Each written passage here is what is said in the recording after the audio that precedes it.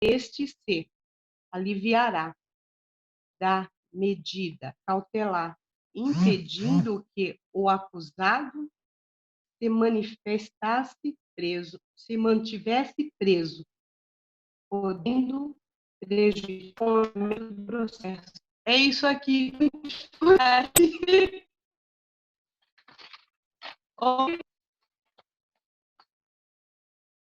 Deu uma cortada aqui no finalzinho, na parte que é isso. Pois pessoal, prejudicando. Nossa, cortou bastante. Minha internet está ruim. Ah, melhorou agora.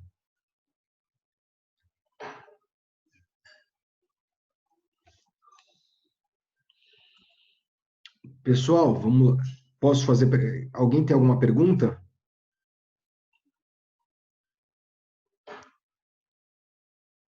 Professor, sobre a prisão preventiva, eu acabei não... Eu acabei não acompanhando direito aí a apresentação deles, mas eu queria saber se é possível a prisão preventiva de ofício, expedida pelo juiz de ofício. Se é possível e o que fala a nova lei aí no pacote anticrime sobre isso. Vocês estudaram sobre? Pelo ofício, se tiver os requisitos preenchidos, eu acho que pode sim ser decretada. Conforme o artigo 312, ela que ele pede aqueles requisitos para poder ser preenchido, para poder decretar a prisão preventiva. E sobre o pacote anticrime, o que fala sobre isso? Sobre isso eu não estudei não, Zé. O anticrime. Então, a nova lei, né, a 13926 de 2019, fala que não é mais permitido a prisão preventiva de ofício, ou seja, só por pedido do Ministério Público ou da autoridade policial pode ser expedida a prisão preventiva. Eu gostaria que o professor confirmasse isso, se é isso mesmo, se não... Vamos lá, sim. Roberto, está certo.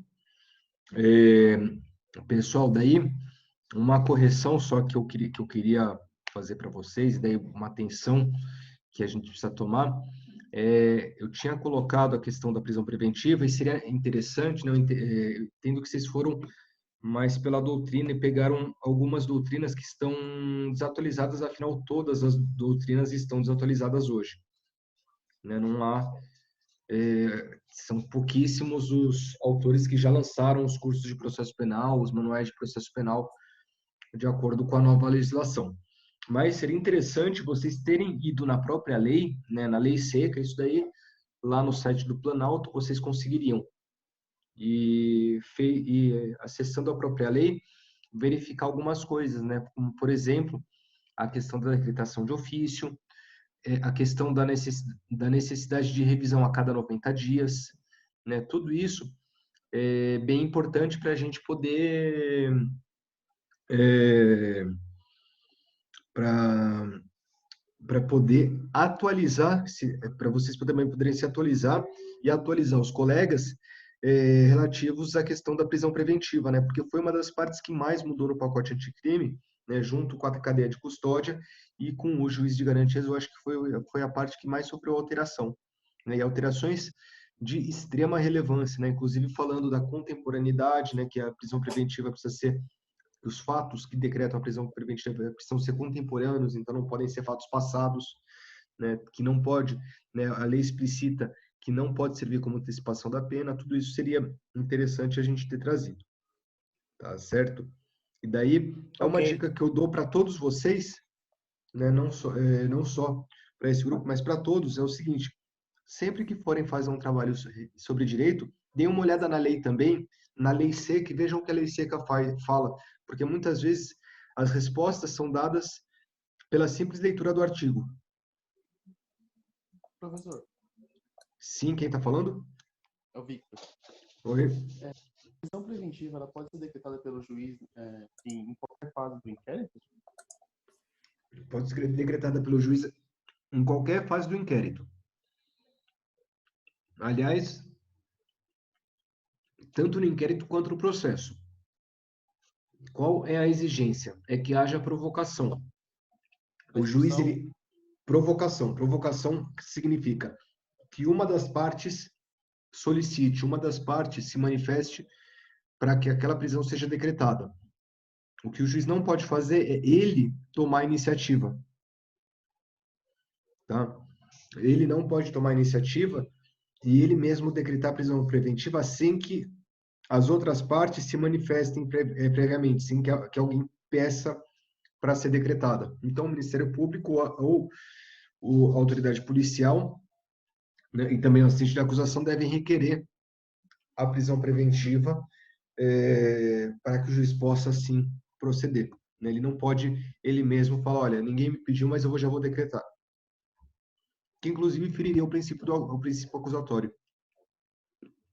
Mas só depois da instalação do inquérito policial. Sim, sim. Precisa ter como se fala, um início formal da investigação.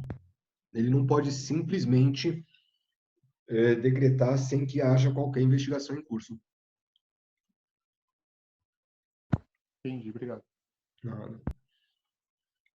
Professor, é que na fase anterior, era possível, em qualquer fase, inclusive de inquérito, a prisão preventiva de ofício, não é isso? Na verdade, a lei continua assim, José Roberto, ela já era assim e continua da mesma forma, em qualquer fase do inquérito. Mas a requerimento do Ministério Público ou autoridade policial, não é isso? Exatamente, perfeito, Roberto. O que mudou com relação à lei antiga é que a lei antiga permitia que fosse decretada de ofício, e a lei nova não permite isso mais. Né? Também buscando a imparcialidade do juiz, né? Pelo menos uma aparência de imparcialidade. Sim, para os colegas que prepararam essa apresentação, isso está no artigo 311 Sim. do CPP, que fala que em qualquer fase, né, a policial ou a da ação mesmo, será possível, como o senhor falou, a requerimento das partes aí. Pessoal, vamos seguir para o próximo grupo? Agora é motivação das decisões, é o Gustavo e o Danilo. Beleza, estão me ouvindo? Sim. Perfeito. Beleza. Eu vou compartilhar aqui minha tela para a gente começar, tá bom?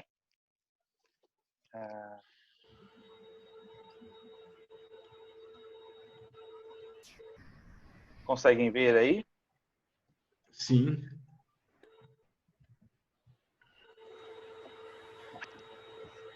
Beleza, pessoal. Boa noite a todos aqui online.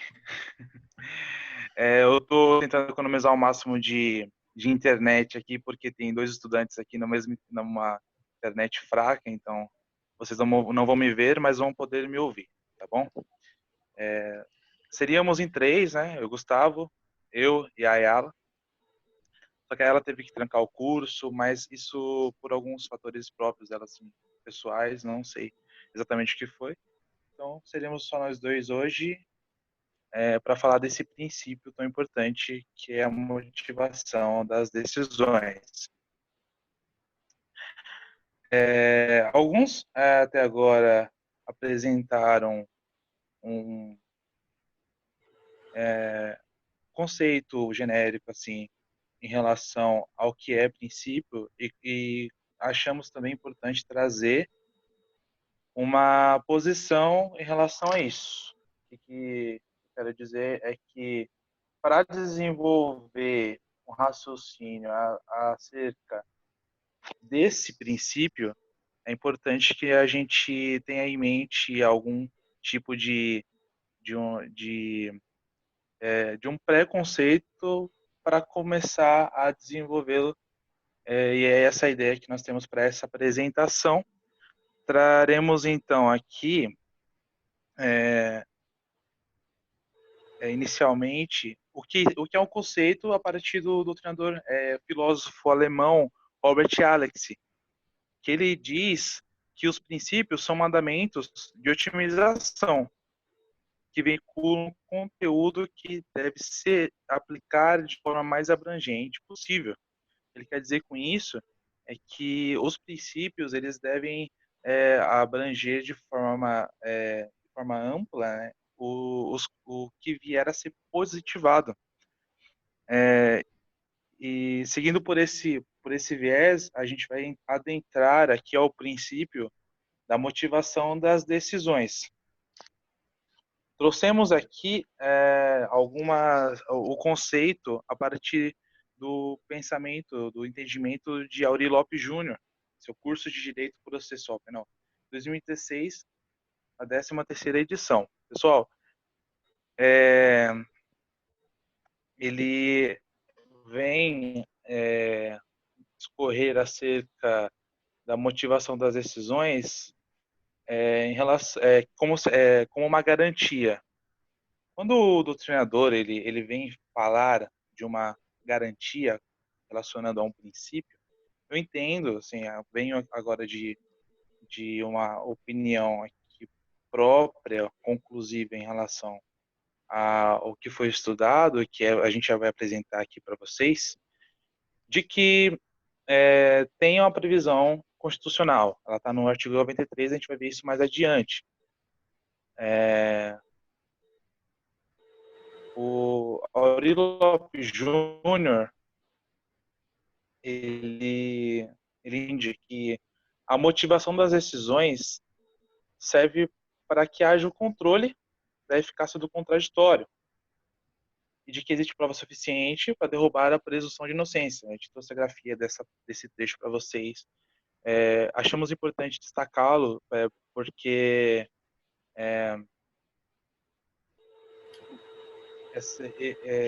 essa parte porque é bastante importante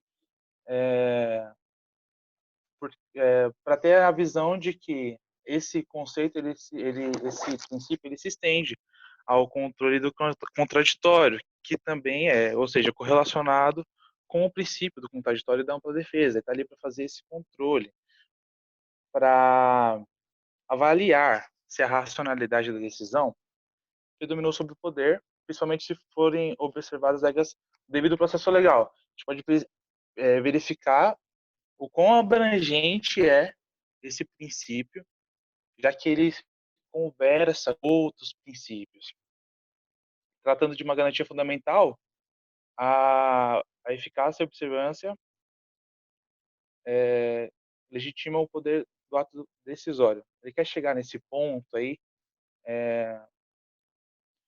dizer que a legitimação ela se dá pela cita observância das regras do devido processo legal, entre elas o dever da garantia, o dever, no caso, a garantia da fundamentação dos atos decisórios.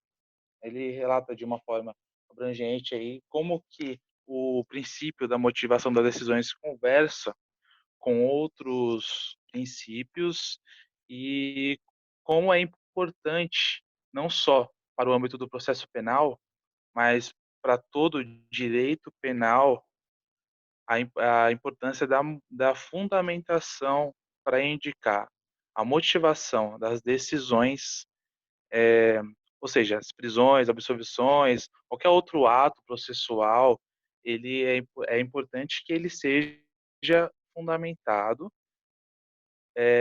para que possamos entender ou pelo menos ter ali escrito qual que é a finalidade daquela decisão, por que que ela existe e também uma forma de controle aos atos do Estado, ou do Estado juiz, né, no caso.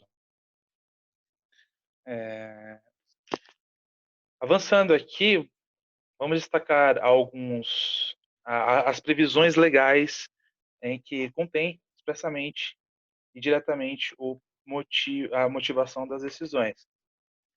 Trata de uma garantia constitucional, ela está prevista no artigo 93, no inciso 9, que a gente trouxe aqui.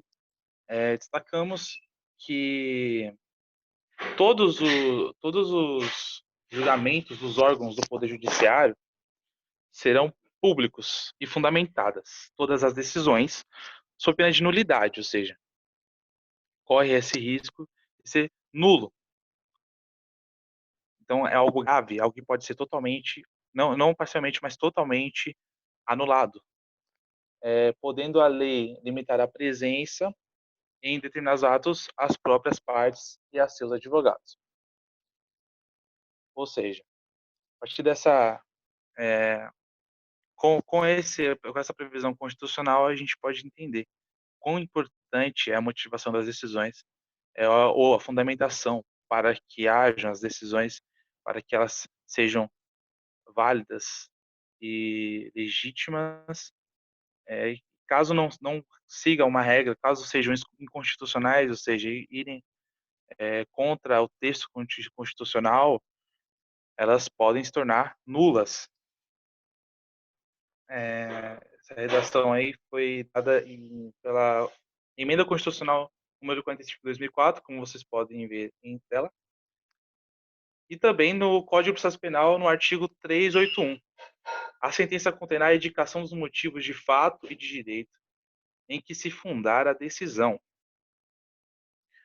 Ou seja, toda sentença proferida pela Justiça Penal, não só ela, mas claro, a gente já vê isso presente em outras áreas do direito, que deve haver os motivos de fato e de direito em que se fundar a decisão. Deve ser realmente fundamentado e todos os pontos que levaram a determinada decisão é muito importante também para manter a garantia de direitos, para a gente saber se realmente se trata de como é que eu posso dizer? Se é justo, né? Porque o direito penal é algo de interesse público.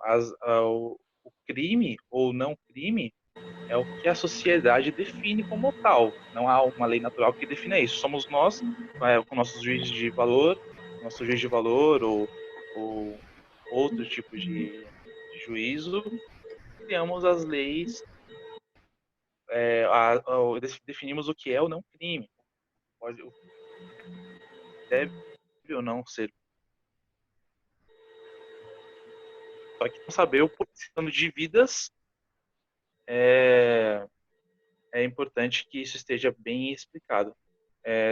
Vimos, acho que foi ano passado, em relação a um livro que nós lemos, que eu até me esqueci o título do livro, me perdoem, mas falava de um processo.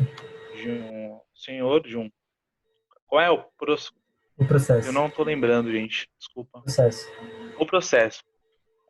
Um livro que mostrou que a pessoa ali que estava sendo acusada não sabia o porquê estava sendo acusada e teve um fim trágico em relação a isso. Mesmo assim, desde o início até o fim, ele não soube o que aconteceu, por que ele estava sendo processado.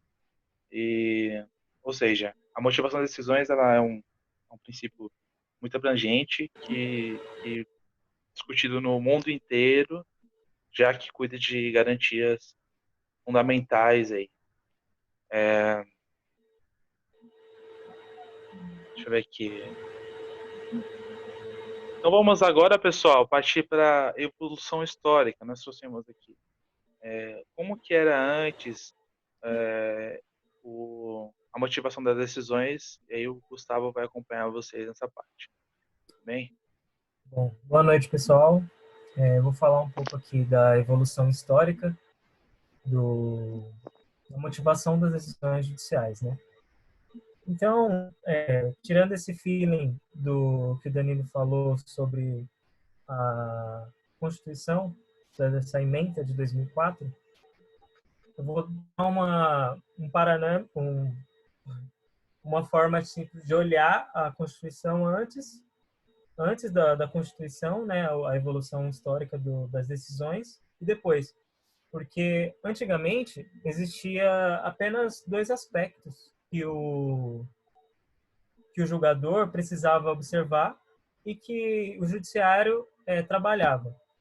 Evolução histórica, então, é a exigência funcional do magistrado.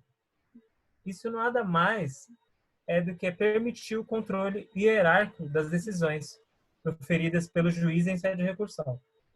Ou seja, essa exigência permite que os órgãos superiores eles observam e avaliam a legalidade da justiça da decisão. Ou seja, é uma forma que o judiciário tem para ele ter o segundo grau ou as instâncias superiores ter uma noção do que está sendo julgado, né? Ter esse controle hierárquico, eu sempre confundo essa palavra, ter esse controle para saber o que está sendo discutido, quais são as formas que o judiciário está tomando as suas decisões, quais são as suas motivações. E a segunda, antigamente, era propiciar as partes, né, as razões da decisão para poder impugnar, é propiciar as partes do conhecimento das razões da decisão para poder impugná-la. Tão somente, então, é oferecer às partes a ciência e a fundamentação para poder impugnar a decisão. Então, nesse critério, a gente consegue olhar, as partes ela tem que olhar os critérios que o juiz usou para ele tomar aquela decisão, para, assim, eventualmente, poder impugnar aquela decisão. Vocês podem pensar comigo, como que eu vou saber, como que eu vou conseguir impugnar uma decisão se eu não sei quais critérios o juiz usou, eu não sei se ele usou da cabeça dele, do nada, não quero, não fui com a sua cara, eu tô nem aí, eu vou dar aquela decisão. Né? Bem lembrado no livro Processo, teve cenas lá, teve partes do livro que o juiz ele usava de forma totalmente pessoal, né? Que a gente estava olhando aqui as outras apresentações. Ele tinha eu esqueci agora a palavra.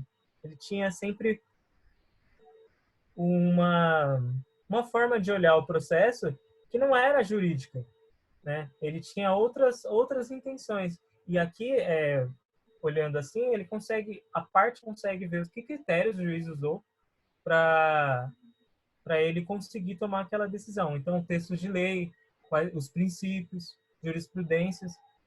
Então, esses dois aspectos aqui que eu achei super importante analisar é essa questão de como que era antes dessa ementa. Porque era só isso. Era só permitir que os órgãos tivessem esse controle, era só permitir que as partes também tivessem esse controle para caso poder impugnar, mas só ficava nisso.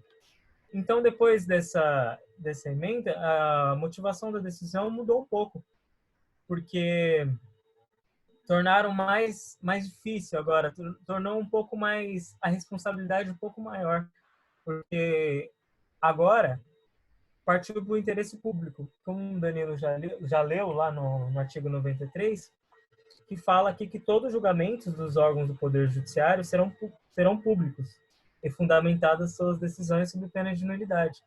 Ou seja, serão publicados, é de interesse público. As pessoas têm que saber agora, não é só mais o juiz, não é só mais o judiciário, não é só mais as partes que tem que ter esse feeling, que tem que ter essa resposta do judiciário. Não, agora é a coletividade. A coletividade, ele tem agora essa observação, né? Essa avaliação agora não é só mais do juiz de segundo grau. Essa avaliação não é só mais das partes, dos advogados das partes. Essa avaliação é da sociedade. Então, se tornou um pouco mais... Essa responsabilidade ficou maior, ficou mais criteriosa. E hoje em dia a gente consegue olhar o judiciário dessa forma, né? Olhar o judiciário transparente, né? O judiciário, ao meu ver, ao meu olhar, é um dos órgãos mais transparentes, porque suas decisões, os seus acordos são todos publicados no site do tribunal, né?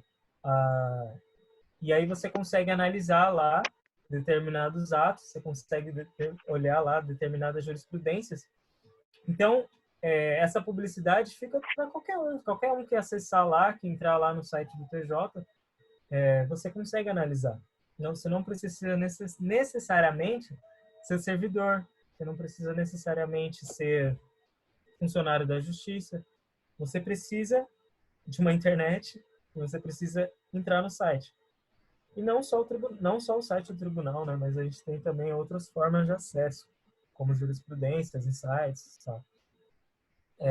Porém, olhando ainda sobre o viés desse artigo 93, fala aqui que em determinados atos, as próprias partes e os seus advogados,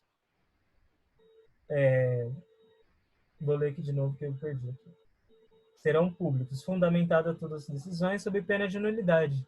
Condena a lei limitar a presença em determinados atos, as próprias partes e os seus advogados, somente a esse em casos nos quais a privação do direito à intimidade do interessado no sigilo e não prejudica o interesse público à informação. Ou seja, isso tem um pouco assim de conflito, né? Porque tem a intimidade, né? Nós já vimos, lá acho que não foi no começo do semestre, começo do ano, né? Que a gente, não desse ano, mas do direito, quando a gente começou primeiro semestre, segundo semestre, não assim. A gente estudou um pouco até no direito civil, o princípio da personalidade, que fala que a honra, a liberdade, a imagem da pessoa tem que ser preservada. E isso é garantido na Constituição Federal.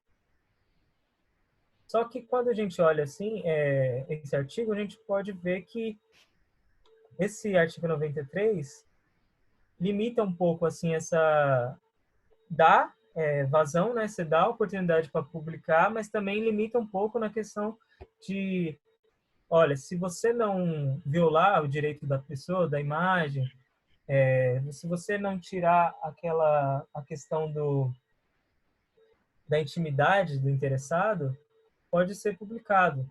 Na verdade, tem que ser publicado. Então, alguns atos dentro do processo